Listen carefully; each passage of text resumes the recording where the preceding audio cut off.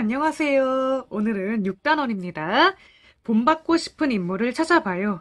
같이 한번 공부해 볼게요. 이번 단원에서는요, 정기문을 읽고 인물의 삶을 이해해 봅시다. 그랬거든요. 여러분들 우선 이 정기문이라는 거는요, 인물의 삶을 알려주는 글입니다. 여러분들 좋아하는 인물 있나요? 아니면 본받고 싶은 인물? 아니면 훌륭하다고 생각하는 인물 있나요? 네, 우리가 정기문을 읽으면 그 인물들이 어떻게 살았는지 자세히 알 수가 있을 것 같은데요. 여기 185쪽 한번 볼게요. 여기 보니까 도서관의 역사라고 되어 있는 부분이 있는데 이 부분에 보니까 이렇게 김만덕이라는 책도 있고 슈바이처라는 책도 있고 유관순이라는 책도 있네요. 이 인물들은요, 보통 우리가 훌륭한 인물, 위인이라고 부르는 사람들이죠. 네, 여기 이렇게 김만덕, 그리고 네, 만세운동을 했던 유관순, 그쵸? 그리고 이 분은 여러분들 잘 알고 있죠? 세종대왕, 그리고 마지막으로 이분, 네, 슈바이처 박사. 이 슈바이처 박사는요, 일생을 아픈 사람들을 치료하는 데 바쳤던 인물이죠. 네, 여러분들도 이렇게 좋아하는 인물이 있는지 한번 생각을 해보면 좋을 것 같은데요. 네, 선생님이요. 여러분들이 알만한 인물들에 대한 소개를 세 가지 낱말로 표현해 보려고 합니다. 먼저 한글입니다. 이 한글이라는 낱말을 듣고 어떤 사람을 떠올릴 수가 있을까요? 네, 한번 떠올려 보고요. 그 다음으로는 보따리. 네, 여러분들 보따리 하면 누가 생각이 나나요? 그리고 마지막으로 학자. 네, 이 낱말들은요, 주시경을 나타내는 말들이었습니다. 그러면 한 가지만 더 해볼게요. 이 낱말들을 보고 어떤 인물을 나타내는 말들인지 한번 맞춰보면 됩니다. 먼저 첫 번째로 장군입니다. 네, 장군 하면 누가 떠오르나요? 그리고 두 번째로 한산도 대첩이라는 낱말입니다. 네, 여러분들 누군가가 떠오르죠? 마지막으로 거북선. 누가 떠오르나요? 네, 이순신 장군 여러분들 다들 알고 있죠? 이렇게 한 명만 더 맞춰볼게요. 먼저 첫 번째 낱말은요, 서당입니다. 네, 한번 생각을 해보고요. 두 번째 낱말, 씨름입니다. 네, 마지막으로요, 그림입니다. 여러분들 누가 떠오르나요? 네, 이 낱말들은요, 김홍도를 나타내는 낱말이었습니다. 여러분들도 한번 이렇게 내가 좋아하는 인물에 대해 세 가지 정도의 낱말로 한번 힌트를 만들어 본 다음에 친구들이랑 맞히기 놀이를 해도 좋을 것 같습니다. 네, 그래요. 그러면은요, 여기 같이 한번 볼게요. 자신에 대한 정기문에는 어떤 내용이 들어가면 좋을까요? 네, 지금까지는 우리가 어떤 훌륭한 인물들, 그런 인물들의 정기문을 읽는 거에 대해서 이야기를 했는데요. 만약 여러분에 대한 정기문을 쓴다면 어떤 내용이 들어가면 좋을까요? 네, 이거 각자 한번 생각을 해본 다음에 친구들과 이야기를 꼭 한번 나눠보길 바라고요. 그러면 186쪽으로 한번 가보겠습니다. 186쪽입니다. 본받고 싶은 인물 소개하기 같이 한번 볼게요. 1번입니다. 정기문을 읽은 경험을 떠올리며 대화를 읽고 물음에 답해 봅시다. 네, 우리 이 대화 같이 한번 읽어볼게요. 정원아, 여기서 뭐해? 책에서 본 인물이 남달리한 일을 알고 싶어서 그 인물의 정기문을 찾고 있어. 네, 마침 나도 정기문에 나오는 인물이 살았던 시대는 지금과 어떻게 달랐는지 궁금했는데 같이 정기문이 있는 역사 책꽂이로 가보자. 이렇게 되어 있습니다. 여러분들 이렇게 어떤 인물이 궁금할 때는요, 역사 책꽂이로 가보면 된다고 하네요. 여기 같이 한번 볼게요. 인물의 삶을 사실대로 기록한 글을 정기문이라고 합니다. 네, 여기 밑줄 한번 그어볼게요. 인물의 삶을 사실대로 기록한 글. 정기문이라고 합니다. 여러분들 우리가 1학기 때요, 사실과 의견 구별해보는 거 한번 공부를 해봤었는데요. 네, 이 정기문은요, 인물의 삶을 사실대로 기록을 했다고 하네요. 네, 이거 알아두고요. 그러면은요, 1번 같이 한번 볼게요. 정기문은 도서관의 어느 책꽂이에서 찾을 수 있나요? 네, 여기 나와 있었죠? 역사 책꽂이라고 했죠.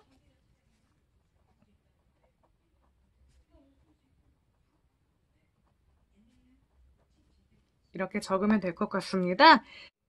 그 다음으로 2번은요. 자신이 읽었던 전기문의 인물을 떠올려 보세요. 그랬거든요. 네, 여러분들이 감명 깊게 읽었던 전기문 한번 떠올려 볼까요? 한번 적어 볼게요. 선생님은요.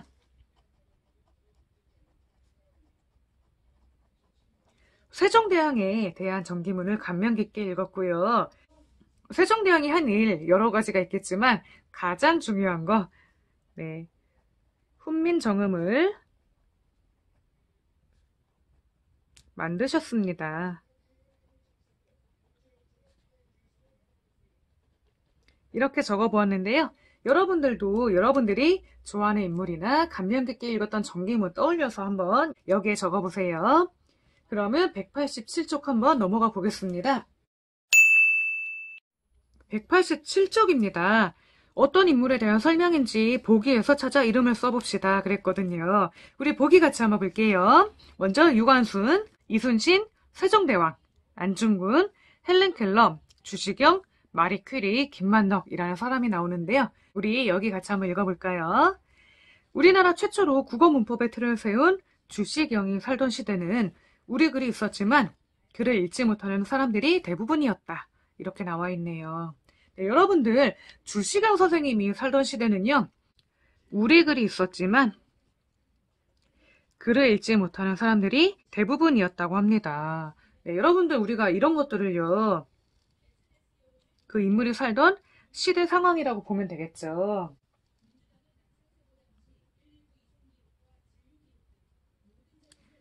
이렇게 주시경이 살던 시대는요. 이러한 시대 상황을 갖고 있었고요. 또 이런 거. 우리나라 최초로 국어문법의 틀을 세웠다. 이런 말들은요. 네, 주시경이 한 일입니다. 그쵸? 우리가 주보따리라고 1학기 때 배웠습니다. 그쵸? 그 다음으로 이것도 한번 읽어볼게요. 장애는 불편하다. 하지만 불행하지는 않다. 라는 말을 남긴 이 사람은 장애에 대한 편견을 없애는데 큰 역할을 했다고 합니다. 누구일까요? 네, 이 사람은요, 헬렌 켈러거든요.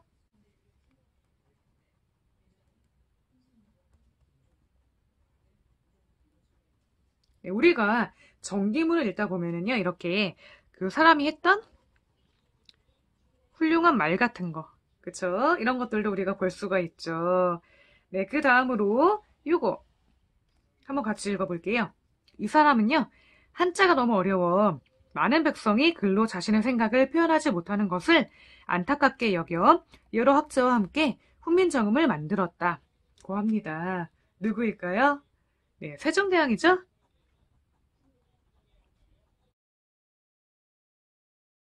네, 여러분들 세종대왕이 한 일, 가장 중요한 일이 그쵸? 훈민정음을 만드셨다는 거. 그쵸? 네, 그러면 우리 여기 같이 한번 볼게요. 전기문을 읽을 때는요. 나오는 인물이 살았던 시대는 어떠했는지 알아봐야 되고요. 그리고 자신이 인물과 같은 상황에 처했다면 어찌했을지 생각을 해보면 좋을 것 같습니다. 네, 그래요. 그러면은요, 우리 188쪽으로 한번 넘어가 볼게요. 188쪽에 3번입니다. 전기문을 읽고 본받고 싶은 인물을 소개하는 방법을 알아봅시다. 그랬거든요. 인물을 소개할 때 어떤 내용을 말하면 좋을지 생각하며 다음 대화를 읽어보세요. 네, 우리 같이 한번 읽어볼게요. 주시경 선생님은 어떤 일을 하셨기에 본받고 싶다는 거니? 100년 전만 해도 글을 읽지 못하는 사람들이 대부분이었는데 주시경 선생님의 노력 덕분에 지금은 우리 글을 쉽게 배울 수 있는 거래. 네, 여러분들 네, 주시경 선생님 정말 대단하시네요. 그쵸? 주시경 선생님은 왜 그런 노력을 하셨을까? 우리나라가 외세의 침략을 받지 않고 잘 살려면 우리 글을 모두가 알아야 한다고 생각하셨고 그래서 누구나 쉽게 배울 수 있도록 문법을 연구하셨대. 먼저 이렇게 주시경 선생님이 한 일, 한 노력 같은 것들 있잖아요. 이런 것들이 무엇인지 한번 여러분들이 친구들에게 이야기할 수 있으면 좋겠죠. 그리고 또 주시경 선생님이 살았던 시대 상황 한번 이야기해보면 좋을 것 같은데요.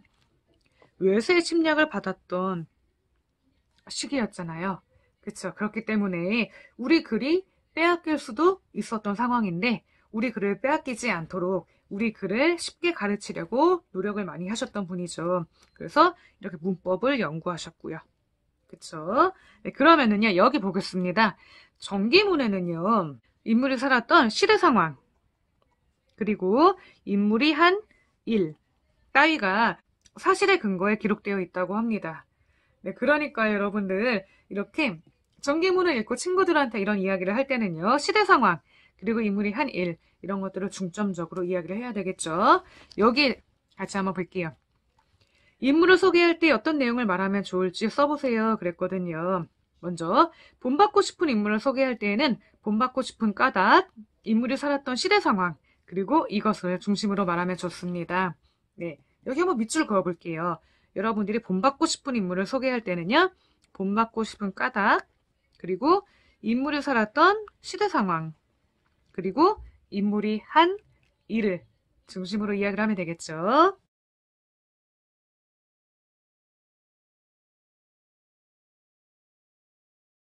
네, 그래요. 그러면은요, 우리 189쪽 한번 볼게요. 4번입니다. 자신이 본받고 싶은 인물을 생각해 봅시다. 그랬거든요. 네, 여러분들이 본받고 싶은 인물을 한번 정해보세요. 여기에다가 한번 적어보고요. 그 다음에 그 인물이 살았던 시대 상황 여기에다가 한번 적어보고 그 인물이 한 일 한번 적어볼게요. 여러분들 여기 적을 때는요. 이런 것들 한번 참고해서 이런 식으로 적으면 되겠습니다. 그러면 여기 4번 한번 해보고 다시 만나볼게요.